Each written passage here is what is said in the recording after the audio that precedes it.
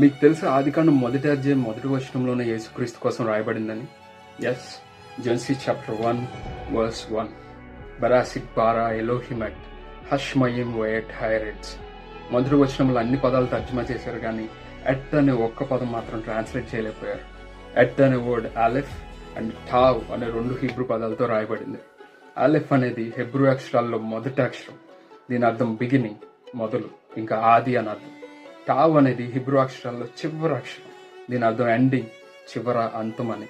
అంటే మొదటి అధ్యాయం మొదటి వచనం యొక్క అర్థం ఏంటంటే ఆదియందు ఆదియు అంతమునై ఉన్న దేవుడు భూమి ఆకాశాలు సృజించాడని. ఈ ఎట్ అనే పదం మనం వేరే చోట కూడా చూస్తాం. జకర్యా గ్రంథం 12వ అధ్యాయం 10వ వచనంలో ఏముంటుందంటే, కరుణ నొందించు ఆత్మను విజ్ఞాపన చేయు ఆత్మను నేను కృమ్మరింపగా వారు తాము పొడిచిన నా మీద దృష్టి ఉంచి దుఃఖపడతారని. ఇక్కడ నా మీద అన్న చోట ఎట్ అనే పదం మరలా కనపడుతుంది. అంటే వారు తాము పొడిచిన ఆదియు అంతము అయిన నా మీద దృష్టి ఉంచుతారని. బైబిల్ గ్రంథంలో పక్కలో పొడవబడిన వాడు, ఆదియు అంతమునైన వాడు ఎవరో మీకు తెలుసు కదా.